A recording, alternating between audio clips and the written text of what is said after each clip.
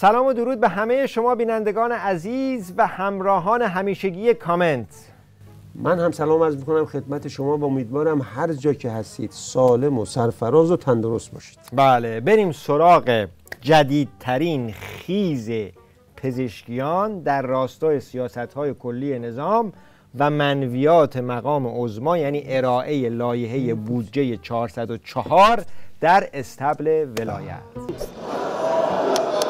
طبق قانون اولین مرحله از لایحه بودجه 1404 تقدیم مجلس شورای اسلامی شد. منابع و مصارف عمومی دولت در سال آینده رقم بیش از 6000 میلیارد تومان را نشان می‌دهد. در ستون منابع لایحه بودجه 1404 ارقام با رشد نسبت به سال گذشته همراه هستند. درآمدهای عمومی 42%، فروش نفت و اموال 41%، فروش اوراق و شرکت‌ها با 333% و جمع منابع عمومی دولت با 68% رشد همراه بوده است.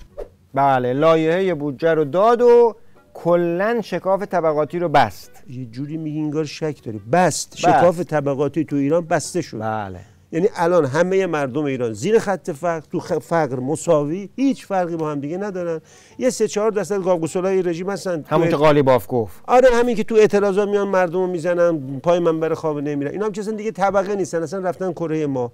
اما اگه این داستان بودجه و لایحه بودجه رو یکم توش دقیق بشیم، میبینیم که پول و بودجه که برای امور فرهنگی اختصاص دادن خیلی قابل توجهه. از این داستان جامعة المصطفی شروع کن که 1,427,000,000 تومان بهش دادن، برو تا مؤسسه نشر آثار خمینی ملعون که 160 میلیارد تومان بهش اختصاص دادن. قابل توجهه.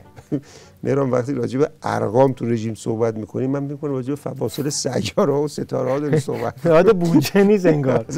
اعداد بودجه نیست. ببین این جامعة المصطفی گفتی و دل عظما رو کردی کباب. هی این فلک زده میگه بابا این کارش فرهنگیه، میان میگن نه این کار جذب و پرورش تروریسمه. انقدر دیگه شورش در اومده که روزنامه بیلدم نوشته بابا این جامعة المصطفی داره تروریست پرورش میده، تروریست جذب میکنه و پرورش میده. یعنی 1,427,000,000 میریزن تو حلقوم جامعة المصطفی که بعد تروریست پرورش بدن؟ تو تا حالا تروریست پرورش ندادی، خیلی خرج داره. تازه این که میگن کمه. ببین تازه کجا بریزن این پولو؟ اگه اینجا نریزن کجا بریزن؟ بریزن تو سفره بازنشسته، بریزن تو نون مردم که حل بشه چی به جیب نظام میره، یا بریزن تو دانشگاه که دانشجوی فتنه‌گر پرورش بده. بابا میریزن جامعة المصطفی که تروریست برای چی؟ اوجب واجبات، حفظ نظام. نون مردم حل نشه چه تضادی داره برای نظام؟ تروریست مگه نباشه که بره این ور اون ور بمب ترکونه؟ نظام هم نیست. حالا سوال اینجاست که این همه سالی که مراکزی مثل این جامعة المصطفی دارن تروریست پرورش میدن، هیچ آب از آب تکون نخورده. این دولت‌های غربی و این دولت‌های اروپایی هم یه نگاهی به این نمیندازن. حتما باید روزنامه بیلد باید اینو بیاد بگه بعد این همه سال.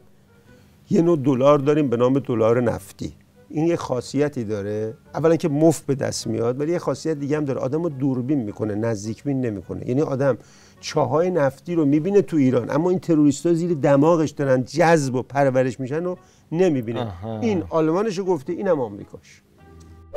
خب شما میدونین که من این تیشرت رو میپوشم، با افتخارم میپوشم و به وجود سدلی افتخار میکنم و میگم هر کی با سدلی در افتاد در افتاد. از حق نگذریم، تو این 2-3 ماهی که پزشکیان اومده 2 تا کارو خیلی خوب انجام داده.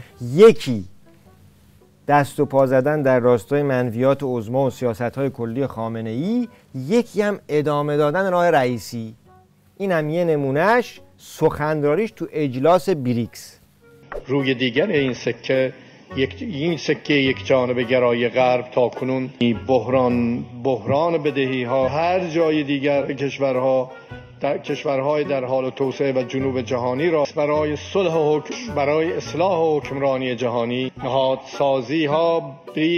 نهادسازی های بریکس که چیزی جز و کاهش تنش در منطقه کنتور میده. راه رئیسی ادامه از رئیسی جلو زد. ببین رئیسی که میرفت توپق میزد که اون رو پیشونیش نوشته بود تو خودشون بود 6 کلاسه بی سواد، ادعایی هم نداشت. کسی اصلا که همین که ورقه رو سر ته نمیگرفت کافی بود دیگه. خوندن و آپشن خوندن براش قفل بود.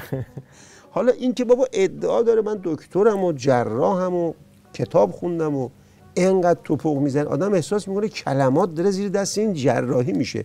اما تو خود رژیم شنیدم میگن که درست فارسیش خوب نیست ولی تا دلت بخواد انگلیسیش خوبه. انگلیسیشو که نگو اصلا. خیلی ببین اینو نگاه کن، انگلیسیشو نگاه کن، یه جمله ساده، سوال ساده، آقا what do you say to اسرائیل، اینو خبرنگار ازش میپرسه، بلد نمیفهمه چی میگه، عراقچی رو نگاه میکنه براش ترجمه کنه. اینها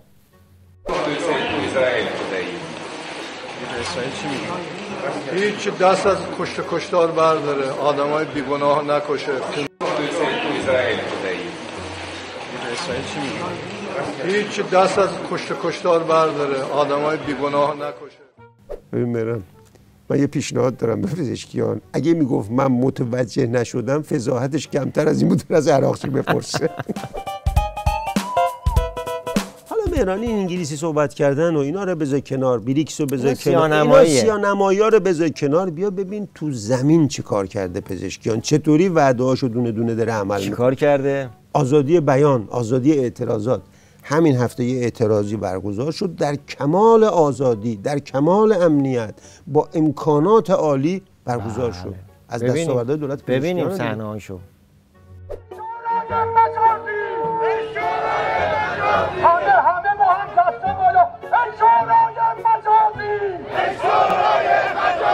اومدیم که فضای مجازی، اینستاگرام، تلگرام، واتساپ نابود کردن. بفرمایید از این تظاهرات آزادانه‌تر.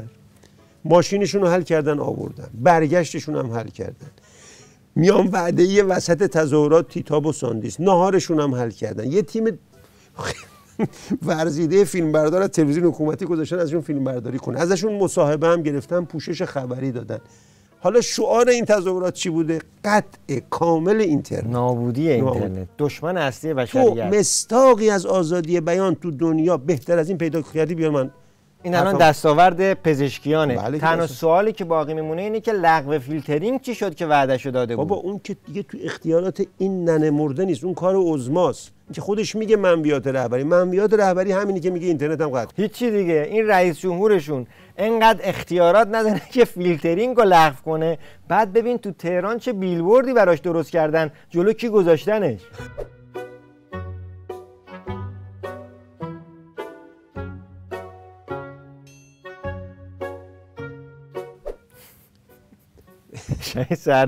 سردر سینماست. ببین اولا که خود پزشکیان این عکسو ببینه سرگیجه میگیره، تا حالا خودشون اینقدری ندیده بود. من بریم یه نوستالژی میگن دیگه، یادآوری خاطرات قدیمی. تو اون سینما دو فیلمه ها یادته؟ دو فیلم با یک بلیت، با یه فیلم، بعد یه دونه گونی تخم آفتابگردون میگرفتیم مینشستی دیگه، تا شب هم مینشستی، کاری به کارت نداشتن. من این بیلبورد دیدم یاد تبلیغ اون فیلم‌ها افتادم. مثلا اون فیلمه بود یکیش خوش صدایی که خوشته است، خیلی به این پزشکیان و باقری میاد، یعنی بیشتر شبیه بیلبوردهای همون فیلم‌های. تنها سوالی که باقی میمونه اینه که چرا اون پشتش عکس باقری رو گذاشتن، پاسدار باقری.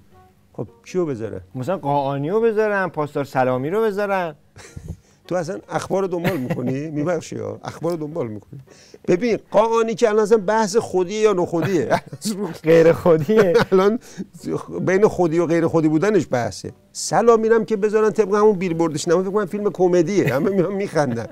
باقی سردار پاسداراشون هم که نماز میت براشون خونده خامنه‌ای، الان تو جهنم سر جا دارن دعوا میکنن. تنها کسی که براشون همین قیافه باقریه. تازه همینم بچسب، ممکنه یه ما دیگه اینم نباشه. بابا یادت چند وقت پیش این سرکرده قبلی انتظامی رژیم راجع به مدیریت اشتری راجع به مدیریت فتنه میگفت و اقتدارشون رو به رخ میکشید و ببینید خیلی خوب مدیریت شد. یعنی سعی شد که با یک عقلانیتی، با یک منطقی هوشمندانه و اقتدار، یعنی اقتدار تو هم با هوشمندانه و رعایت حال مردم این فتنه خنثی بشه. و پیشتر که خب واقعا هم همه اشاره کردن که خیلی مقتدرانه، مظلومانه و هوشمندانه فراز در میدان بود و وظیفه‌اش انجام داد. حالا الان سوال اینه که الان اقتدارشون چی جوری هست، این اقتدار انتظامی و فراجا و اینا؟ اجازه بده من این الان تو چه نقطه این هستن و از زبون یکی از اعضای استبل ارتجاع بگم، گوش کنیم بفهم نقطه الانشون چیه. متاسفانه از 8 مهر ماه 1402 تا الان نزدیک به 160 نفر از بهترین عزیزان ما در نیروی انتظامی و سپاه پاسداران و بسیج به شهادت رسیدند. چه کسی باید پاسخگوی این هم عزیزان باشد؟ عجب هیچی نذاشت از اقتدار که این. من سوالم، یعنی سوال ذهنی اینه که اینا یا با هم قدرت هماهنگی ندارن بشینن حرفاشون رو یه دست کنن، یا عمدن یه جوری حرف میزنن که همدیگه رو ضایع کنن. این یه چیزی میگه، اون یه چیزی میگه، اون عکس اون یکی میگه. آره دیگه. الان با این وضعیت معلومه که دارن میرن به سمت قله ها و قله های اقتدار. یه چیزی توی این مایه ها.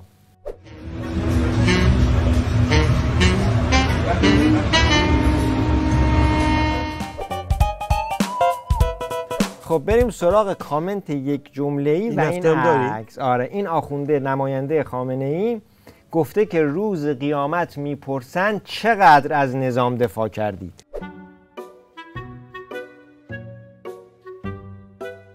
من قبل از اینکه یه جمله اینو بگم، یه جمله میگم که این اون تو اونو جزء اون یه جمله‌ای که من باید بگم حساب نکن. یه جمله دیگه است. ببین تو این یه جمله چند تا یه جمله گفتم. ببین اولا که اگه این آخوند و امثال این آخوند و آدمای خامنه‌ای و خمینی به قیامت اعتقاد داشتن همه جنایت نمی‌کردن. ولی سوالم اینه، هنوز هم جمله شروع نشده. سوالم اینه که این سوالات قیامت از کجا لو رفتی؟ از کجا کش رفت؟ از اینجا از یه جمله حساب کن. اگه رفتی اونجا جلوی اونجایی که حسابرسی میکنن پرسیدن تو چقدر از نظام خمینی و خامنه‌ای دفاع کردی، مطلق اصلا به روی خودت نیار، چون هر جوابی بدی حسابی ازت از خواهند کشید که هیچ کس تو جهنم ندیده.